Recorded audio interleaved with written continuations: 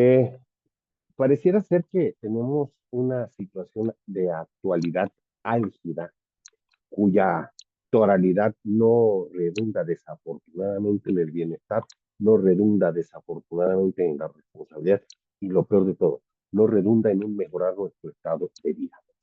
Para ello necesitamos entender que no estamos solos en el mundo. Hay muchas personas que, bueno, tenemos una compatriota veracruzana que manda café a Marte, pero eso no les hagan caso. Los que nos ven de otros países no nos hagan caso. Por favor, tenemos también ciertas personas que se nos escaparon del psiquiátrico. Tenemos una situación sui generis, pudiéramos llamarle, para quienes son expertos o para quienes son conocedores de derecho, sabemos que es una situación particularmente especial. Algo que no ha sucedido por primera vez, desde luego, si no estaríamos tocando este tema que es el Estatuto de Roma. Diríamos en mi pueblo, Estatuto de Roma, ¿por qué es eso? ¿Con qué se come? Pues se come con algo muy sencillo. El Estatuto de Roma viene siendo una normatividad de carácter internacional que no nace por casualidad y lo veremos desde el punto de vista conocer qué es y por qué surge como decir, bueno, si me vas a hablar de la Corte Penal Internacional o me vas a hablar del Estatuto de Roma, no, no son cosas diferentes, no, papá.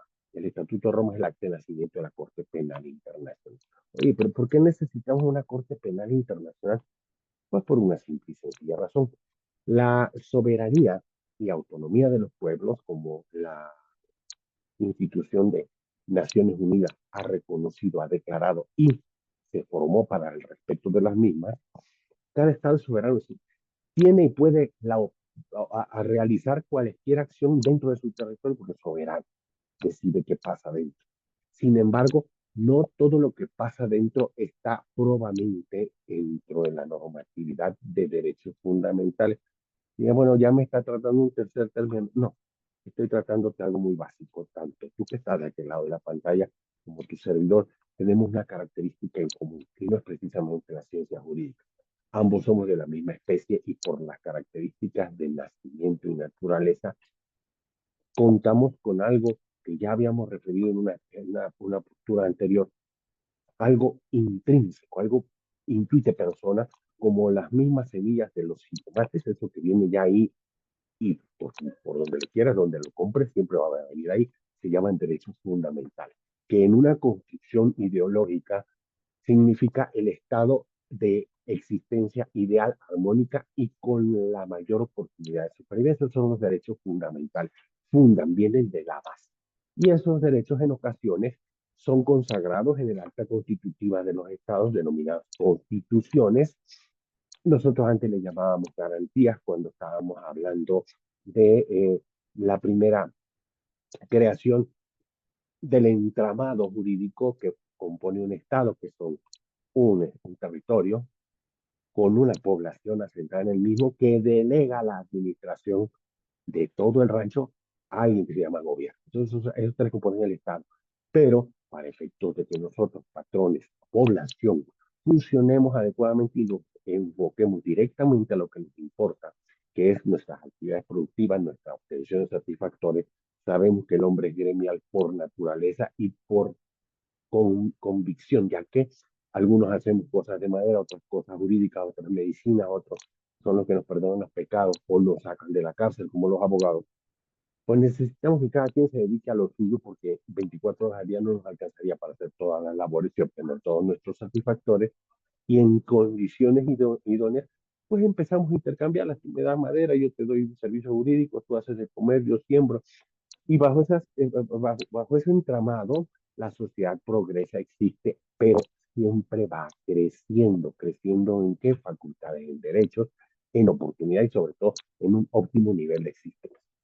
Para ello, entonces, los derechos fundamentales existen en cada ser humano, no importa la latitud o el país en el que se encuentre. Sin embargo, cada soberanía los reconoce de una forma diferente. Por ejemplo, teníamos en México el error de considerar toda persona que ingresa al territorio mexicano se le concede, permíteme, a mí no me vas a conceder algo que ya traigo dentro.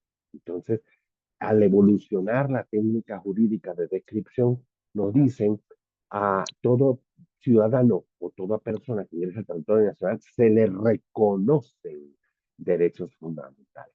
Y a partir de una modificación que tuvimos en 2011, se incorporaron todos los tratados de derechos humanos, párrafo segundo, artículo primero, y nos dice que todos ellos forman parte de nuestra Constitución como si a la letra estuvieran transcritos. Bueno, ya que le dimos ese brevario cultural, decimos, bueno, entonces, si ya me hablaste de derechos fundamentales, ya me hablaste de soberanía, ya me hablaste de Estado, ¿qué tiene que ver la Corte Penal aquí? ¿Por qué? ¿Por qué nace? Porque algunos estados, aun cuando han estado de acuerdo en reconocer tales derechos, los violentan y les vale. Algunos tienen mecanismos de control constitucional que es para que la autoridad no transgreda, no exceda y no vulnere, como le llaman, impetre los derechos del sujeto, pero en algunos entramados, por ejemplo, no quiero decir un ejemplo propio, pero en algunos entramados donde obedeciendo a Montesquieu que había tres poderes para efectos de que al no conjuntarlos no se hiciera un abuso de poder, la existencia tripartita de poderes, ejecutivo, que es el que administra y ejecuta, legislativo es el que crea las leyes y informa el marco normativo, y jurisdiccional es el que dirime las situaciones de conflicto cuando la ley al aplicarse no llega a los extremos, no se cumple.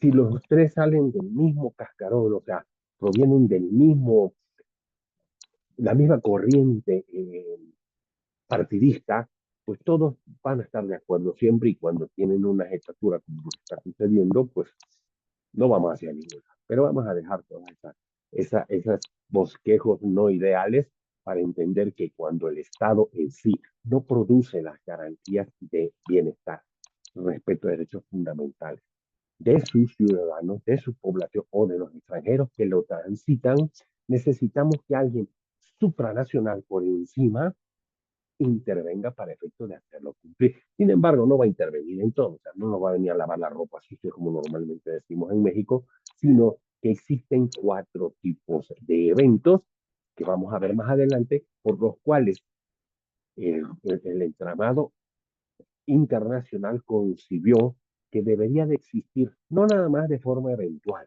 sino de forma permanente, un tribunal de justicia penal que pudiera juzgar a los autores o actores de los estados a través de un marco de jurisdicción, competencia, procedimientos para efectos de que ningún crimen, por ejemplo los de guerra, los de lesa humanidad, el crimen de agresión, pudieran quedar impunes porque en sí, si el Estado tiene el poder superior y es el que está transgrediendo, ¿quién lo va a cuestionar? ¿Quién lo va a poner en cintura, diríamos aquí? Y para ello vamos a comenzar con lo que nosotros conocemos actualmente como justicia penal internacional. Hablemos Corte Penal Internacional y esta Corte Penal Internacional tiene una peculiaridad. Está establecida en La Haya, Países Bajos. Lo conoceríamos en el idioma natal como Netherlands, que quiere decir países bajo el nivel del mar. No es curioso que nada más se llame así, sino si uno analiza su orografía se encuentra por debajo de la línea media del océano y está en la parte interna de Europa, pero hacen como un socavoncito y por eso llaman Países Bajos, Netherlands, Holanda, Deutschland, que podríamos llamar también cuando uno se confunde con alemán. Bueno, acto seguido, entonces, vemos esta que viene siendo la imagen de cuando uno va a la Corte Penal Internacional. Espero nunca vayamos en calidad de inculpados, porque creo que no vamos a salir sonriendo.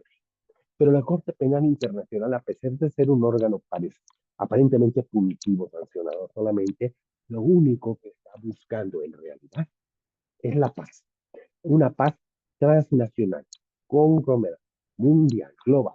Pero solamente se puede obtener paz, diría un guerrero norteamericano en su oportunidad.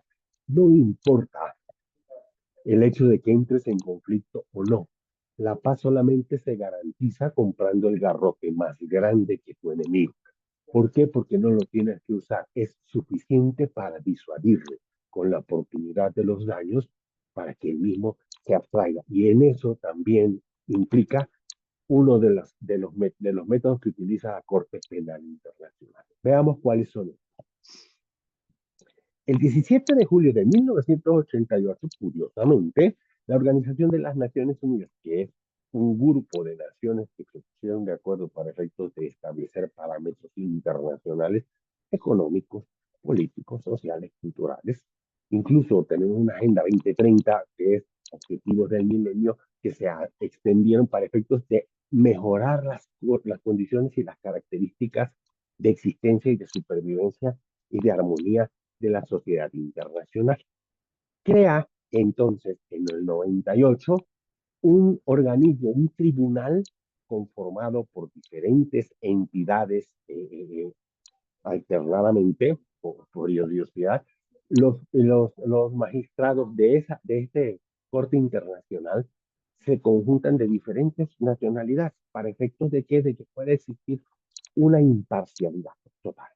Y es el primer tribunal de carácter penal de forma permanente y fue constituido a través de lo que denominaron Estatuto de Roma, el cual originalmente se redacta en 1998, pero este fue teniendo adecuaciones y las naciones fueron poniéndose de acuerdo para tomarlo como norma activa, norma útil, norma aplicable, o sea, someterse a su jurisdicción. El texto original se distribuyó en el acuerdo de la conferencia de 183.9 el 17 de junio de 1988, pero fue enmendado, como muchos otros cuerpos normativos, va haciendo correcciones, porque su estado original es susceptible de perfeccionarse, de adecuarse o de incluir cosas que no se tomaron en cuenta. Y esto se hace a través de algo que en francés se llama procès verbal, que significa bueno, para nosotros es una transcripción estenográfica. Todo lo que sucedió en el evento, se tomaba nota, se hacían esas anotaciones por esas personas que están tipicándole a las teclitas y que traducen exactamente todo lo que pasó. Este estornudo, este dijo, este se agarró, el otro lo pensó, pero todo eso se conjunta para hacer un adendum o una adecuación del cuerpo juris denominado Estatuto de Roma. Y el mismo, después de todas las enmiendas, hasta el 16 de enero de 2001, que fue la penúltima, y el 16 de enero de 2002, este mismo entra ya como forma final para tener vigencia a partir del 2002, 1 de junio. Es cuando entra en actividad. Ahora bien, ¿en qué hicieron consistir este estatuto? En considerar que este cuerpo jurisdiccional internacional juzgaría los crímenes contra la humanidad, porque no va a estar resolviendo situaciones de particulares, sino va a estar resolviendo esas situaciones de orden penal, de orden transgresor con reprochabilidad social, que implique una situación supra-infra, que quiere decir encima, abajo. ¿Y cuál es la situación encima, abajo?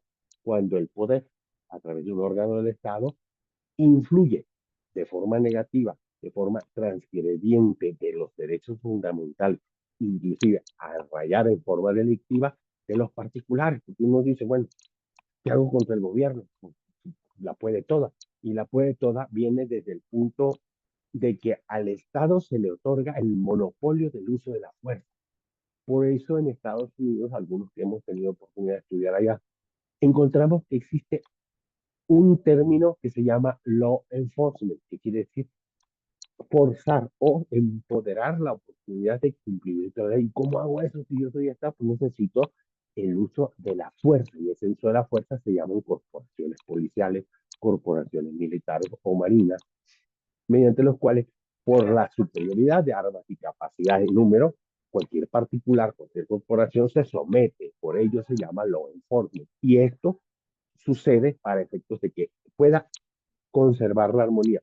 Pero si resulta que el encargado de la armonía se brinca las trancas y en un momento dado empieza a lesionar desde el punto de vista penal, habrá que tener un organismo supranacional, internacional, como la Corte Penal Internacional, para efectos de que pueda, ojo, investigar, descubrir, enjuiciar y sancionar penalmente a las personas responsables titulares de los poderes de cada estado cuando esto resulta responsable.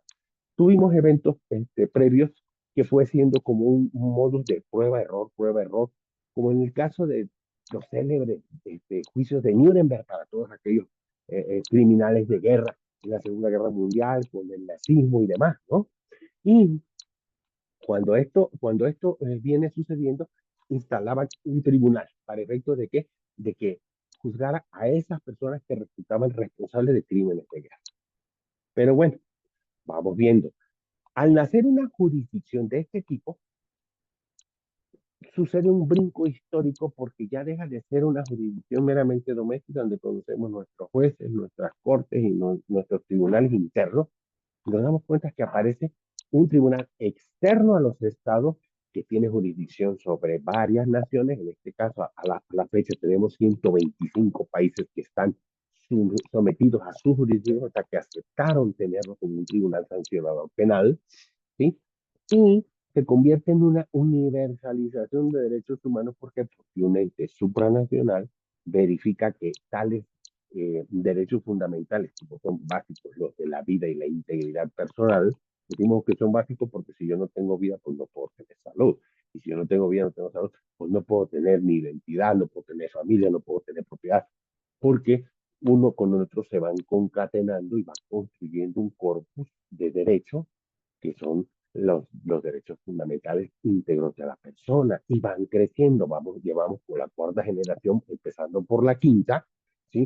Donde comienzan con derechos muy fundamentales como la vida, a la salud, a la alimentación, al bienestar, y van creciendo los civiles y políticos, luego los culturales y los económicos, y actualmente vamos en la cuarta generación de derechos humanos denominados de primera tecnología o de tecnologías especiales, ¿no? Ahora, ya teniendo la idea de que hay un tribunal superior creado por el Estatuto de Roma, de la cual 125 naciones se han sometido a su jurisdicción, vamos a ver de qué se trata. Les decía yo que está en los Países Bajos, ¿ya? ¿Sí? Y su financiamiento dice, bueno, pues, si no pertenece a ningún Estado, ¿de dónde le entra el dinero, no? Es muy sencillo. Si todos vamos a comer en el mismo plato, todos tenemos que cooperar. Por lo tanto, los estados tienen aportaciones constantes, ya sean anuales, ya sean semestrales, según la administración, mediante las cuales se financia tanto los sueldos, viáticos, las instalaciones, el mobiliario y demás que tenga como gasto este tribunal superior. Y el origen de su nacimiento parte de la necesidad precisamente de que exista un organismo permanente, o sea, alguien que esté ahí y sepa que siempre va a estar disponible para ti, no como nos sucedió, por ejemplo, en los juicios de Nuremberg, en los juicios de Tokio después de Hiroshima, los conflictos específicos, cuando se separa, ustedes se recuerdan a Yugoslavia, Montenegro, Sarajevo, los crímenes aterradores de Ruanda, se establecieron tribunales especiales que se establecían, juzgaban, duraban si tú quieres años, pero una vez que concluían con esa encomienda, se lavaban sus manos, cerraban la puerta y se acabó ese tribunal. En este caso no son como los tribunales que les mencioné ad hoc, que quiere decir exclusivamente y adecuado, como un fit to tail, algo que está hecho específicamente para el caso. En este caso es un tribunal permanente. La Corte Penal Internacional existe y va a existir para juzgar a cualquier transgresor de la normatividad que contiene el Estatuto de Roma. Muy bien. Para poder entrar en materia, vamos a ver cómo se les ocurrió concebir este cuerpo normativo. Dijeron, y se los voy a poner de forma sucinta, las naciones con las cuales se comenzó este acuerdo, decía, somos conscientes que todos los pueblos están unidos por estrechos lazos y sus culturas configuran un patrimonio común. Bueno, ahí nos empezamos a amarrar. Millones de niños, hombres, mujeres, han sido víctimas de atrocidades que conmueven profundamente la conciencia de la humanidad. Estamos hablando de las matanzas, acuérdense de esos hornos de cremación, las cámaras de gases con Hitler, por ejemplo, ¿no? Esos graves crímenes constituyen una amenaza para la paz, la seguridad y el bienestar de la humanidad. Los crímenes más graves no deben quedar sin castigo. Eso es importante. Es deber de todo Estado ejercer su jurisdicción penal contra los responsables de crímenes internacionales. Quiero llamar su atención en la segunda palabra de esta pantalla. Es deber, deber, no es opcional, es deber de todo Estado ejercer su jurisdicción penal contra los responsables. Pero no sé si para ustedes que me están viendo sea familiar esta seña. Le hace cuscús. le da miedo, se le arruga la conciencia y le tienen miedo en ocasiones al transgresor, porque probablemente forme parte del cuerpo autoritario, de la milicia, de la marina, del poder ejecutivo, legislativo, judicial, quien esté infringiendo. Entonces, por el poder mismo, hay autoridades penales intraestatales que no quieren meterse en problemas, ¿no? Vea, por ejemplo, el caso de Venezuela, ¿quién le tira algo a Maduro? Nadie, ¿no? Entonces, establecer una Corte Penal Internacional de carácter permanente que tenga competencia sobre los crímenes más graves es algo total, importante, indispensable. La Corte Penal Internacional es entonces, fíjense bien, esta palabra es importante, complementaria. ¿Qué quiere decir complementario? Aquello que no se logró en su totalidad, llega a algo y lo termina de llenar, lo termina de realizar, lo empuja hasta la meta, ¿no? Decididos a garantizar que la justicia internacional sea respetada y puesta en práctica en forma duradera, no así efímera como llamará de pesate, han convenido en lo siguiente. Oh, y les voy a, bueno, aquí aparece mi figurita que creé para efectos de darles la idea de que es un cuerpo normativo denominado Estatuto de Roma, nacido en 98 y comenzado a aplicar en 2002. Pero déjenme leerles con toda claridad esto. Permítanme un segundo, aquí estoy. Dice, parte uno, así comienza este cuerpo.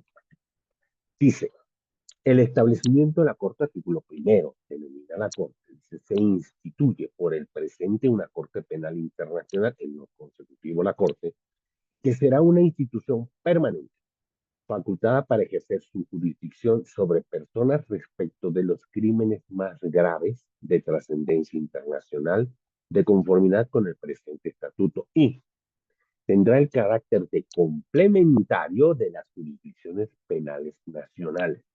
La competencia y el funcionamiento de la Corte se regirán por las disposiciones de este estatuto.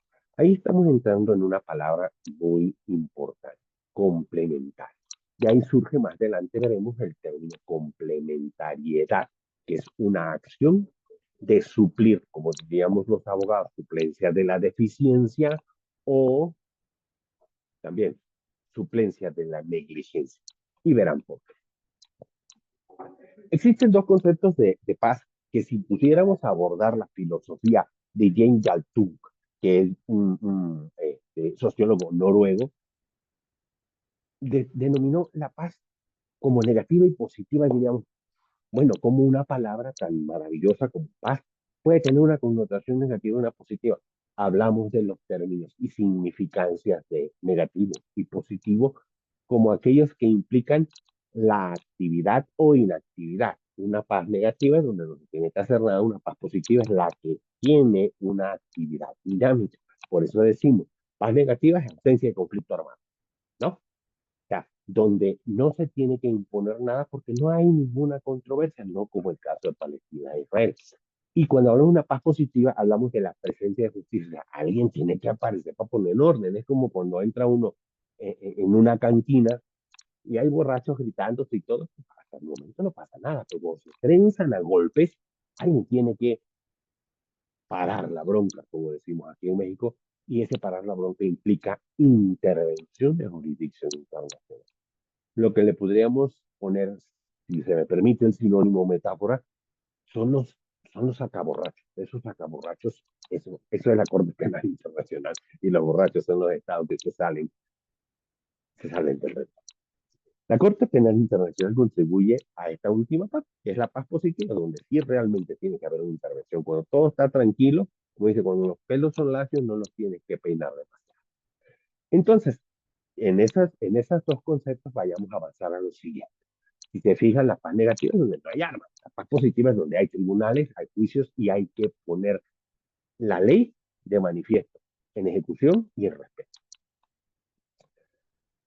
Como este es un congreso, platicaba yo con el doctor Raúl y me decía, bueno, es un congreso por voces por la paz. No podemos hablar desde el punto de vista activo, efectivo de la Corte Penal Internacional, Pero sí tenemos que entender que es uno de los mecanismos principales para alcanzar la paz a nivel internacional. Veamos lo siguiente.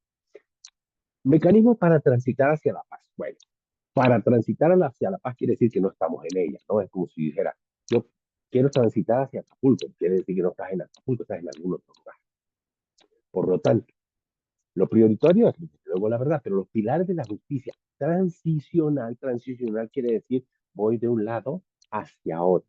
Uno, primero, la verdad. Por eso existen comisiones de la verdad que pretenden, antes de que juzgar a alguien o antes de sancionar a alguien, averiguar qué pasó. Nosotros en México tenemos una comisión de la verdad para lo que sucedió en Ayotzinapa. Tenemos desafortunadamente 2 sexenios en los cuales no han logrado ponerse de acuerdo cuál es la verdad verdadera.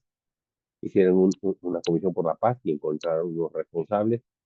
Prometieron una segunda comisión por la verdad y encontraron que lo más conveniente es que la primera verdad fuera la que se sostuviera para no embarrar o llevarse entre las patas a otros animales que habían estado acá.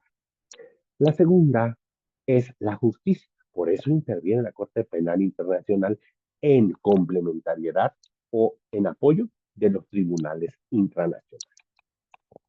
Pero eso no es todo. La paz no se obtiene con encontrar y guardar al delincuente. Se requiere la reparación de las víctimas. La reparación de las víctimas quiere decir restitúyeme al estado en que yo me encontraba antes de que tú lesionaras mis derechos.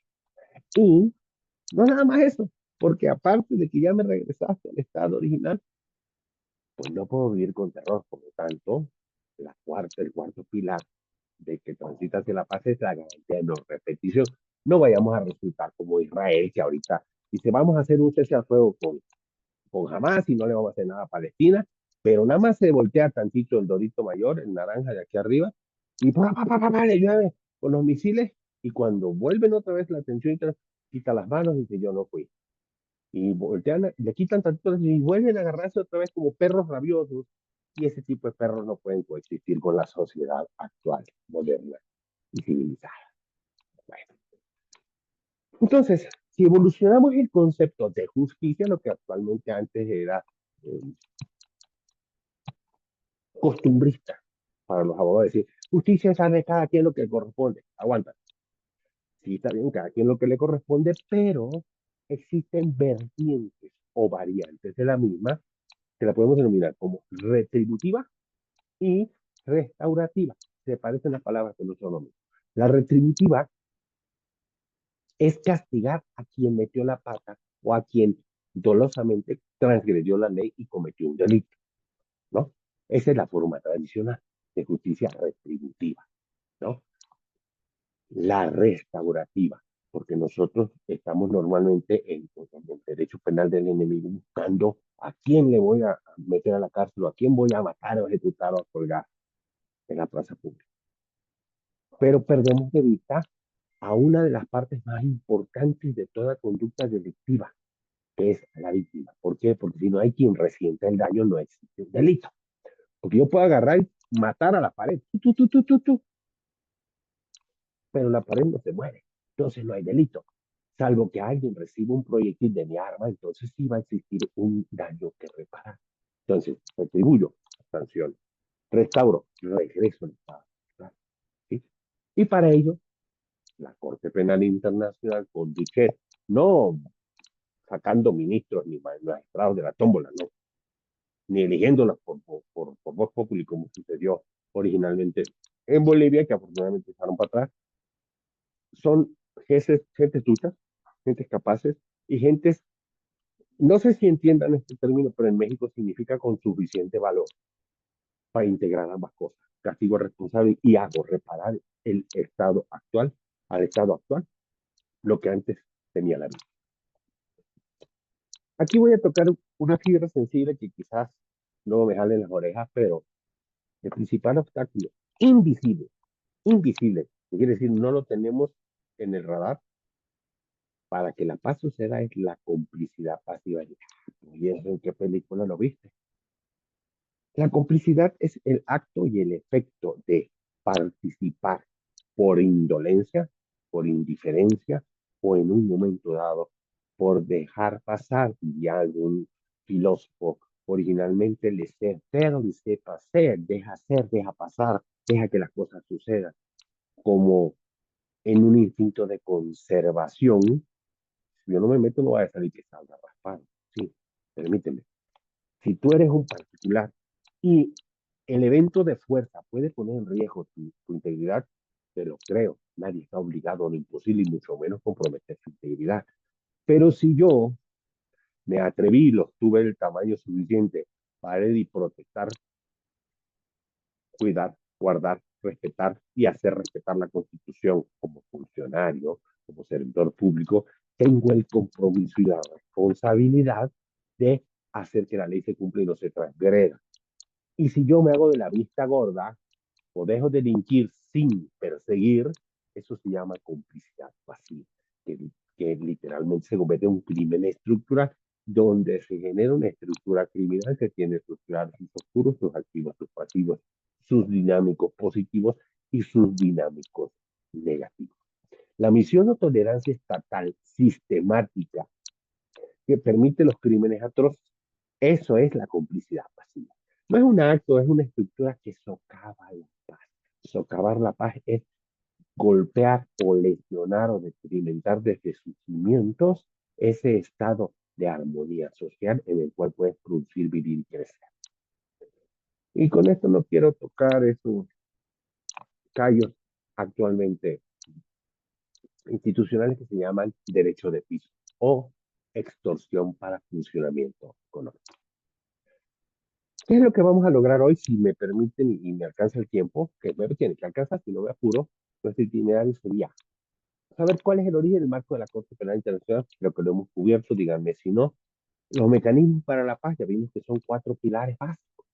Los casos y las lecciones con los cuales tenemos que entender, creo que ahí sí me van a raspar, pero bueno. Y al final darle a toda crítica, a toda intervención o locución donde te dices tucho conocedor del tema, tienes que ser propositivo, porque si no eres un demagogo.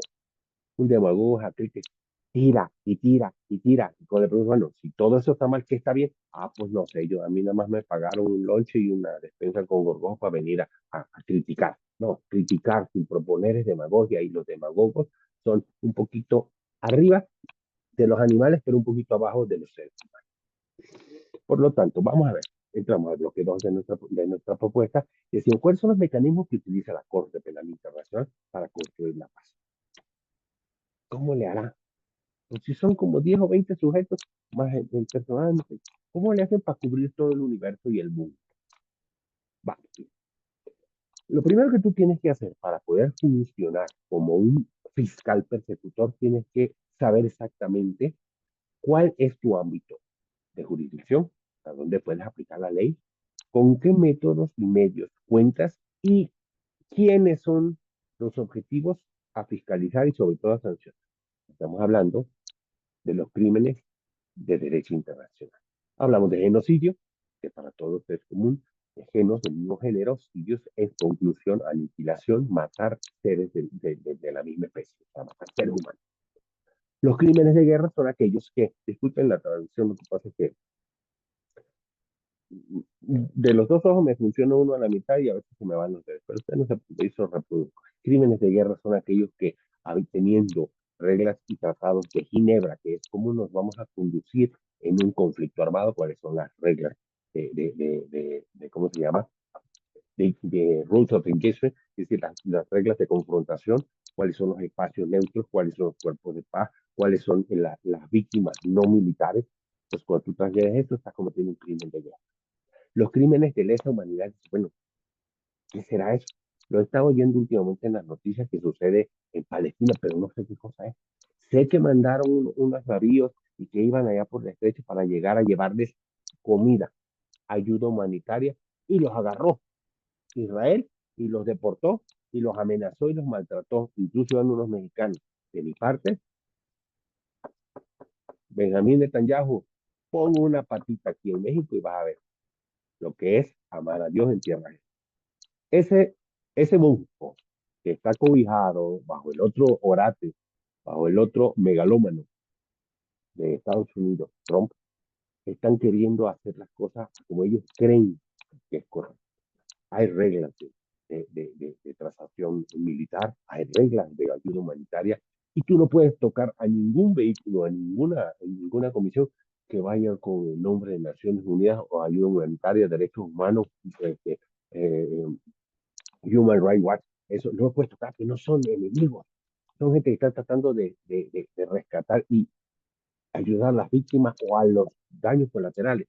Y ellos son intocables. Los tocas y estás cometiendo lo que llaman crímenes de lesa humanidad para con los cuerpos humanitarios, como también para las poblaciones a las que no les deja llegar alimentos, a las que dices que son daños colaterales porque bombardeé y estaban cerca. ¿No? Y hay otro más, del cual no sé si ya me llevé a todos los locos actuales a nivel internacional, pero hay uno que se le van los drones, por no decir que se van las cámaras, se le van los drones y se le salen de la frontera y se van y estallan en Polonia y están en Yugoslavia y no querían, se van y se meten en Ucrania. Un tal Putin, en México significa un, un calificativo, pero para él es un apellido. Y es otro loco megalómano que también está brincándose las trancas. ¿Por qué? Porque agrede a otras naciones sin una provocación, un establecimiento de declaración de guerra. ¿No? Entonces son esos solo 4 crímenes por los cuales tiene competencia la Corte Penal Internacional. Y sí, como dice aquí al final, es la antítesis de la paz positiva. La paz positiva es aquella paz que se obtiene a través de la jurisdicción, de los tribunales. Y si hablamos de antítesis, quiere decir todo lo contrario a observar la armonía internacional. Veamos, ¿quién está conformando la Corte Penal Internacional? Y bueno, o estás juzgando, o estás investigando, estás haciendo. Tiene todos los atributos, tiene todos los organismos, lo podríamos leer, no acabaríamos porque son bastante extensa el articulado del Estatuto Romo. Existe una fiscalía, como en todos lados.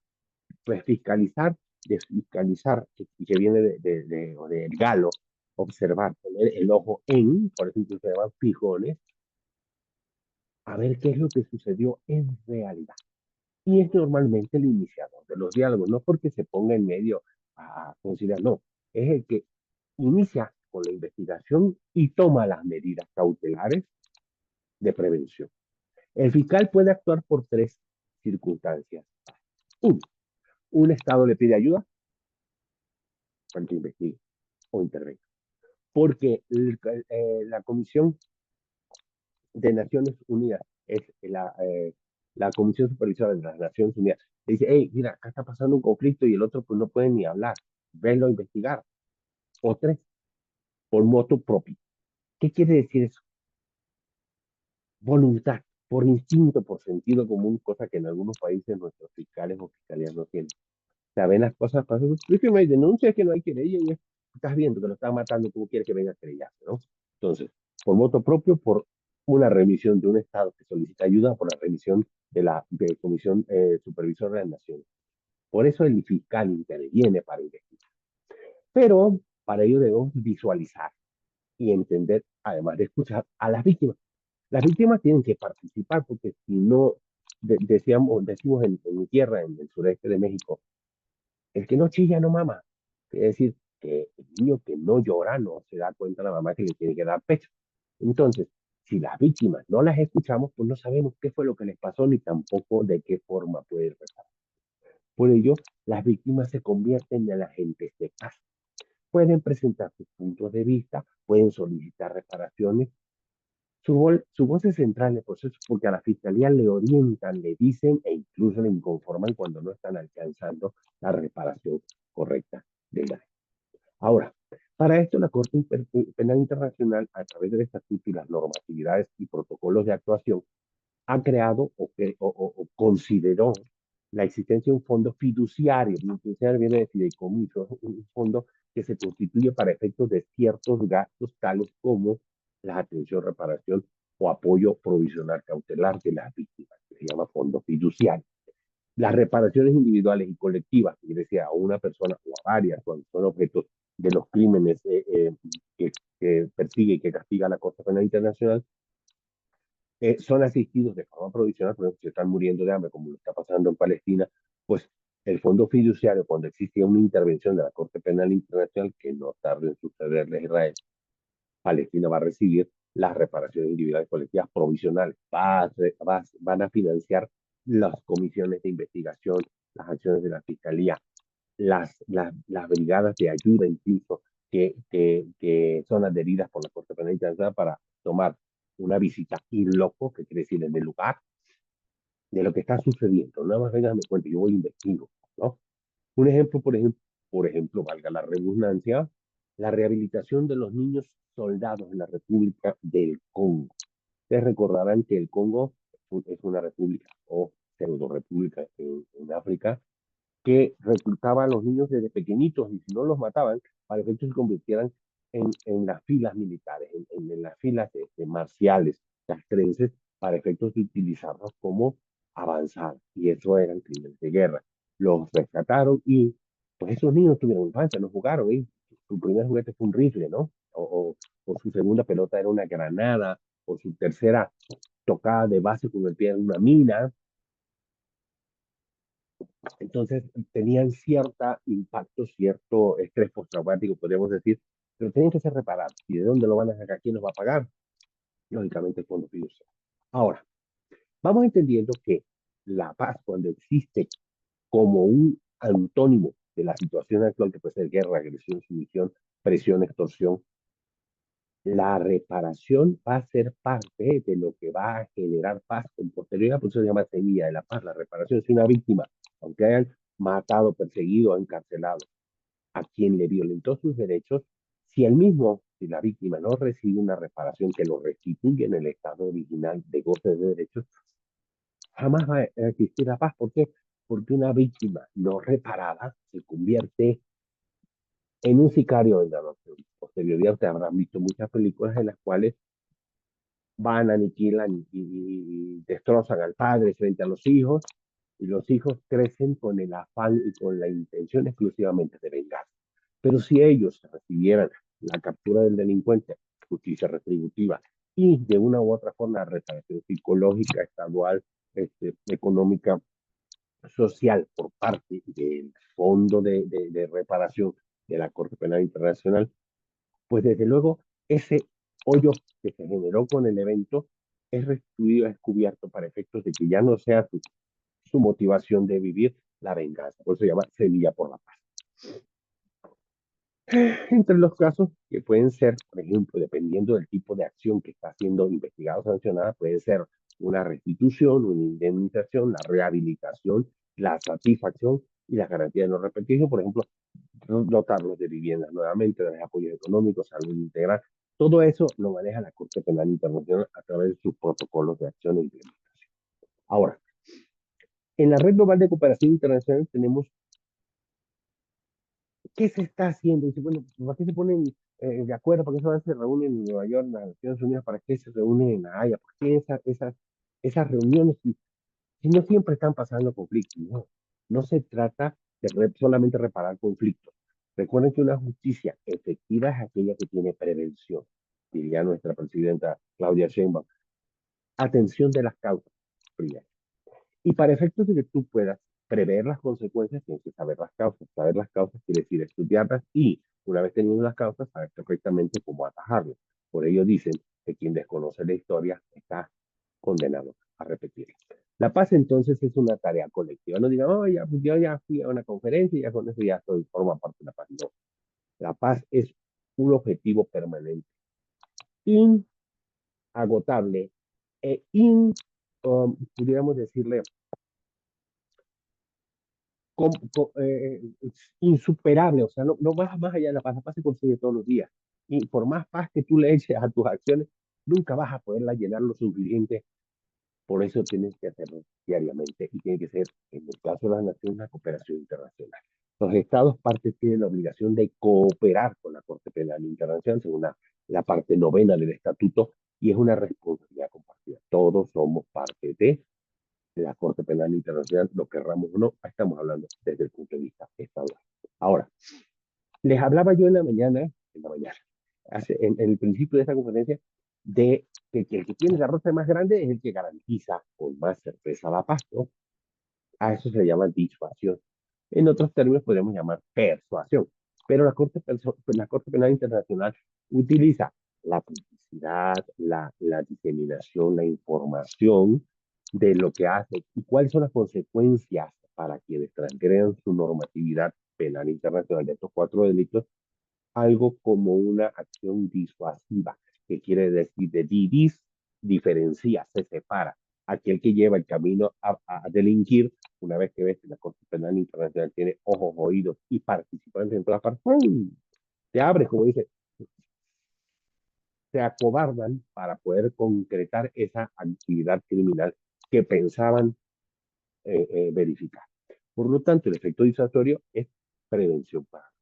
Ah, tú podrás tener muchos perros que te ladran, no le vas a tirar piedras a todos, pero cuando ves uno se te aproxima y disparas al aire o al suelo, el perro se va.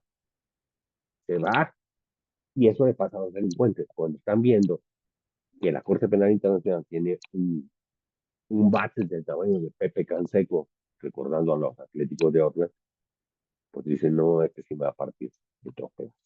Entonces, la existencia de la Corte Penal Internacional busca lo siguiente: disuadir a potenciales criminales. O sea, ven alguno que se está empoderando y quiere transgredir la normatividad internacional, los previene. No como le hace Trump, que hace estallar las lanchas en las aguas internacionales. Esa no es persuasión. Eso es una alarde, una escaramuza. Y como todos estaremos de acuerdo, mediante disculpar quienes sean fanáticos de Trump, pero Trump's always chickens out. O sea, es un cobarde, es un bocón.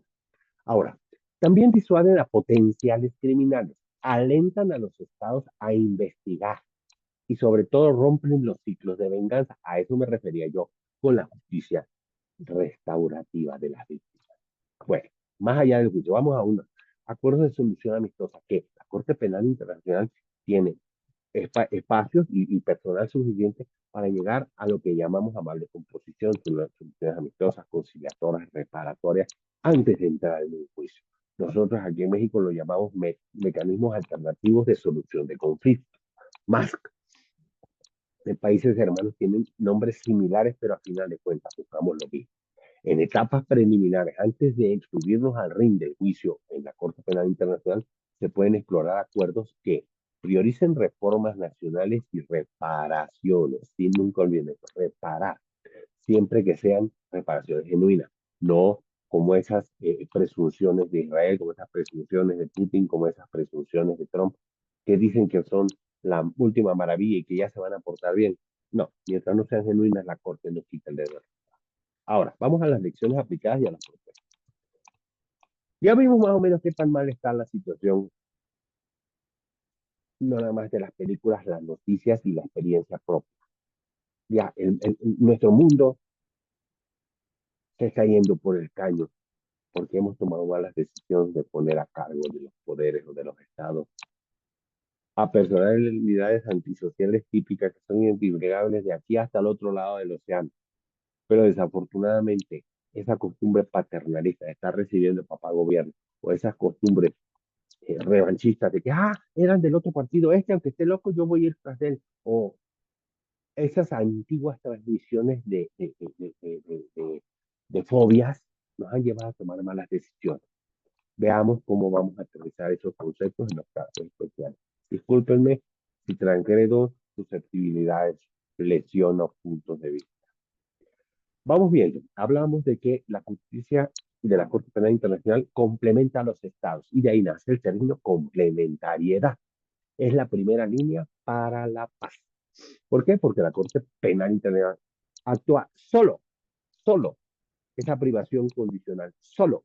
Si un Estado no puede, o sea, fue rebasado por el actor criminal o no quiere investigar, ya se hizo cómplice y juzgar genuinamente, no hacerse pato como que, ya, ahí te mando 25 criminales o ya metí a la cárcel a 10 narcotraficantes, cuando en realidad cortas una cabeza y con la isla salen 1000.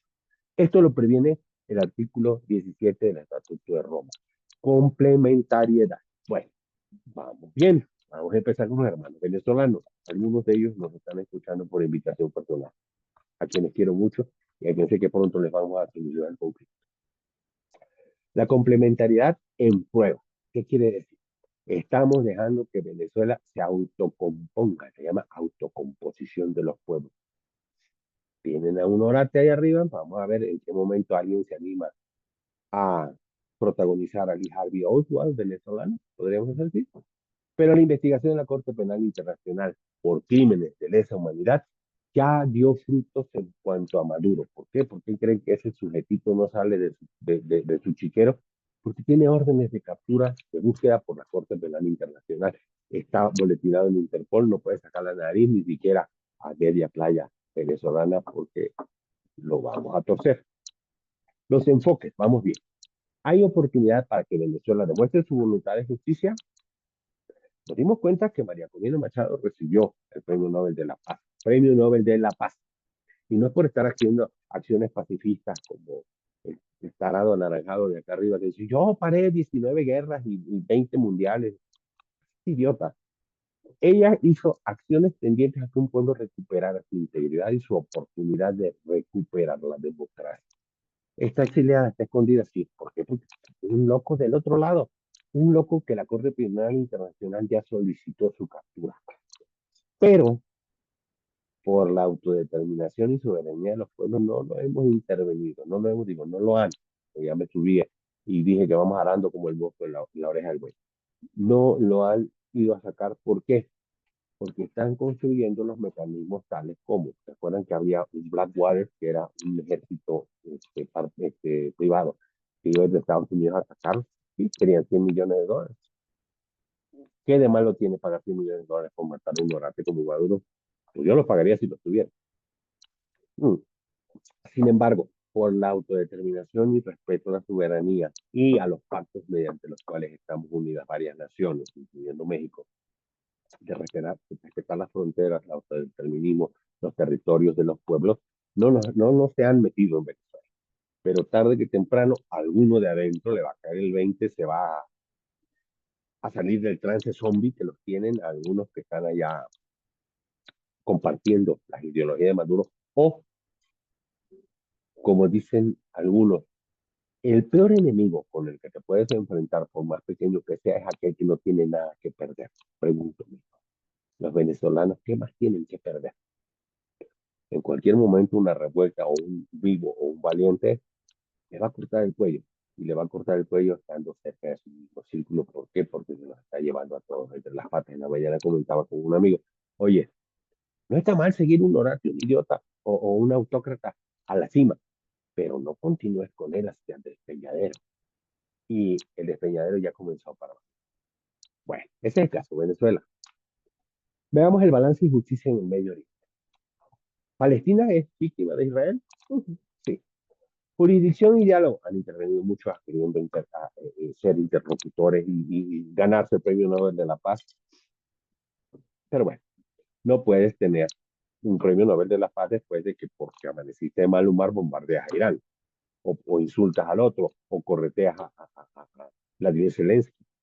No puedes recibir un premio de la Paz. El premio Nobel de la Paz recibió, por ejemplo, la Madre Teresa, María Corina Machado, pues son entes no lesivos, no perjudiciales y una característica, están cuerdos, si no, no recibirían premio Nobel. Entonces, ¿hay una investigación por posibles crímenes de guerra? Sí. ¿Hay un requerimiento para este, Netanyahu? Sí. Por eso no pudo viajar a la cumbre de la ONU, no le dieron aviso a Estados Unidos. ¿Por qué? Porque se hubiera convertido en cómplice. ¿Por qué? Porque tanto Putin como Netanyahu son criminales de guerra ya determinados por la Corte Penal Internacional. Se preguntará, oye, ¿por qué será que Putin se reunió con Trump, pero en Alaska o fuera del territorio norteamericano real? Porque Alaska es parte de Norteamérica, pero está allá arriba, en casa del diablo, donde no le pueden en un momento ahí irlo persiguiendo porque están dentro de la jurisdicción de Estados Unidos. Entonces, la jurisdicción de la Corte Penal Internacional sobre Palestina, porque recuerdan, dije, son 125 países bajo la jurisdicción de la Corte Penal Internacional, sí, uno de ellos es Palestina. Israel puede decir, yo no firmé el tratado, yo no soy objeto de su obligación, permiten. Si un miembro del Estatuto de Roma con jurisdicción es lesionado por un Estado, aunque no sea miembro, aunque no se acepta jurisdicción, hermanito, te metiste con la perra brava de la casa y la perra si es brava, hasta los de la casa muerden. Así que, Netanyahu, tus días también están contados. Ay, perdón, pero tengo que abordar mi país. México, existe una impunidad estructural y ya ha sido llamada y denunciada tal conducta a la Corte Penal Internacional. Hay ya una investigación por el examen de la Fiscalía preliminar sobre los posibles crímenes de lesa humanidad. ¿Cuáles serían los crímenes de lesa humanidad si ni siquiera estamos en guerra? No. ¿Y los carteles? Sinaloa tiene más de un año sin tranquilidad, muriendo civiles por dos bandas criminales que se están desbaratando. Ha deteriorado su economía, ha deteriorado su sociedad, ha deteriorado su infancia, ha deteriorado todo. ¿Y qué está pasando? Pues el Estado, a pesar de que le da dos, tres cachetadas, no corta el problema de raíz. Recuerden que si la víbora es venenosa hay que cortarle la cabeza, pero todo el resto del cuerpo hay que hacerlo pedacitos. ¿El enfoque cuál es? La Corte Penal Internacional como catalizador para desmantelar la complicidad pasiva, recuerden que no se mete debiendo hacerlo, es cómplice. La complicidad pasiva estatal y fortalecer el sistema judicial mexicano. Dios mío, ¿cómo le vamos a hacer si ya metimos la pata? Bueno, según José Ortega y Gasset, un filósofo y ensayista español, hablaba de que la complicidad pasiva, aquel que deja de actuar debiendo hacerlo, se convierte en un crimen estructural y se lleva entre las patas también es un criminal. Ahora, ya les había dicho que criticar sin proponer es demagogia, entonces vamos a la propuesta número uno de su servidor, en estas voces del mundo por la paz. Lo primero que propongo es fortalecer la justicia nacional. Con ello me refiero a capacitar a los jueces y a los fiscales, adoptar una legislación contra crímenes atroces, crear unidades de especializadas de investigación y de acción. Y es la base de la complementariedad, es decir, ¿saben qué?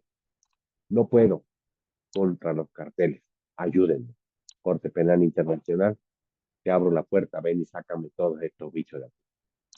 Primera propuesta. Segunda propuesta, tenemos que generar documentación con enfoque de paz. No hacer amenazas, no hacer declaraciones, no hacer propaganda solamente de mi imagen, sino de las acciones efectivas. Documentar para reparar. ¿Qué quiere decir? Si yo investigo y genero evidencia, puedo darle los elementos a la Corte Penal Internacional para efectos de que, ¿qué? De que pueda sentar las bases legales a un procedimiento dentro de las normas de los respetos de los derechos humanos, porque incluso hasta los criminales tienen derechos, y pueda yo documentar aquello que pueda demostrar. Recuerden que toda verdad que no se demuestra no es verdad. Entonces, la sociedad civil debe documentar crímenes con estándares procesales. ¿A qué me refiero con estándares procesales? Aquello que puede ser útil en juicio. Por ejemplo, los videos que tú tomas de un evento que sucedió, tomo video con mi teléfono y no nada más por subirlo a las redes ya participé, no, debo conservarlo, ponerlo a disposición de la autoridad y extraerse del mismo dispositivo de registro, extraerse la evidencia videográfica. Y el hecho de documentarlo no es para que me vengue o para que evidencie o para que denuncie, no. La sociedad debe documentar crímenes con estándares procesales con el objetivo final de documentar la verdad y, con base en la verdad, obtener una solución en cuanto a lo que es la reparación. No solo buscando castigo, hay que buscar reparar a la víctima. Esa es mi propuesta número 3. Mi propuesta número 3 es apoyo al fondo fiduciario. No, o sea, nosotros vamos a sacar la bolsa para mandar a la Corte Internacional, no, sino que nuestra responsabilidad como Estado, como población y como un gobierno que es nuestro empleado, todo funcionario y servidor público son empleados de la población, abonemos, verifiquemos que realmente se apoya a la Corte Penal Internacional, porque si tú no pagas, tú no patrocinas, tú no solventas o cooperas para una acción positiva, pues la acción positiva no te va a llover. Es como los efectos de la fórmula Otero en el amparo, ¿no? La relatividad de sentencias afectan directamente a quienes participan o tienen interés en la misma. Por eso apoyar el mecanismo de reparación ayuda también a otras víctimas. Los estados donantes privados perdón, deben contribuir al fondo fiduciario para que las víctimas obtengan esa semilla de la paz que es la no venganza. Es una inversión directa en la reconstrucción del tejido social. Esa es mi propuesta número 3, apoyar al fondo fiduciario, o lo que equivalga dentro de sus estados para los organismos similares. Y la cuarta propuesta, debemos de generar una educación en la justicia y en la paz. No debemos hablar de ella, educar a nuestros hijos en el interior de nuestros hogares hacia la justicia y hacia la paz. Integrar en todos los niveles educativos los principios del Estatuto de Roma y la justicia restaurativa, no solamente retributiva, restaurativa. Y en síntesis podríamos hacer interaccionar todo esto en un fortalecimiento de justicia, una educación de la paz, un apoyo a fondos fiduciarios y documentar para la paz. Documentación no estoy refiriendo a papeles, sino el registro de evidencia. Nuestro compromiso son estados fuertes, sociedad civil activa, preparación efectiva y educación transformadora. Pilares interconectados para la paz sólida. Ahora, en el bloque 4 es donde nos estamos acercando ya al final, porque creo que ya rebasé mi tiempo. Abandonemos, abandonemos nuestra zona de confort si queremos que en algún momento nuestro entorno sea seguro y confortable. Deja de rascarte la panza, deja de estar perdiendo el tiempo en tus redes sociales y viendo videitos divertidos de perros y de animales simpáticos. Ponte a hacer algo que abone por la paz. El diálogo, el apoyo, la solidaridad, la responsabilidad. Sal de tu zona de confort, deja de esconderte en las naguas de tu comodidad. Ponte las pilas y haz que tu sociedad sea responsablemente participativa para que no existan más víctimas, sino más entes sociales. Vamos a aniquilar a los criminales con la justicia y con la ley, y sobre todo con la responsabilidad. La paz como una obra colectiva no es una ausencia, es una construcción. La paz no es simplemente la ausencia de la guerra. La paz es una virtud, un estado de la mente, una disposición de la benevolencia, la confianza y la justicia, según refiriera Baruch Spinoza, que es un filósofo neerlandés, que quiere decir de los Países Bajos, hablábamos de Holanda. Baruch Spinoza refería, la paz no es simplemente ausencia de guerra, es una virtud, un estado de la mente, una disposición a la benevolencia, la confianza y la justicia. Disposición a la benevolencia, a la confianza y a la justicia. Aquí les voy a cerrar esta intervención y me dispenso por el tiempo excedido. Ortega y Gasset, José Ortega y Gasset, hablamos de este español, dice, y quiero que se lo grabe, el peligro de la pasividad. El ser, disculpen el francés, el ser huevón en nuestra comodidad no abona para la paz. La complicidad pasiva, el enemigo silencioso. Óigale, el mayor peligro para la civilización es la inacción de los hombres buenos que se limitan a ser hombres correctos. El mayor peligro para la civilización es la inacción de los hombres buenos que se limitan a ser hombres correctos. En México le diríamos maricones. No seamos maricones. Participemos en la bienestar de nuestra sociedad. El Estatuto en Acción. El Estatuto de Roma nos da las herramientas como el camino hacia la paz positiva. Comienza con la eliminación de la complicidad pasiva. Quitemos a todos esos tibios. Recuerden que hasta Jesucristo, respetando las religiones de cada uno de ustedes, hasta Jesucristo dijo, escupiré en el rostro a aquellos tibios de acción. Debemos eliminar la complicidad pasiva, porque es un crimen estructural.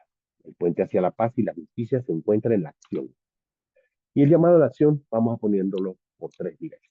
A los estados, ¿cómo llamamos a la acción a los estados? Cumplan con la complementariedad. Si no pueden, pidan ayuda, pero no se hagan pedazos haciendo como que investigan y no toleren el crimen, haciendo como que no lo ven. Para la sociedad civil, documenten y exijan la documentación de toda evidencia de los crímenes. Documentar quiere decir registren audio, video, con el testimonio, tengan los tamaños para presentarse ante la autoridad para denunciar los crímenes, denunciar los delitos. Para todos nosotros, indistintamente, no seamos espectadores.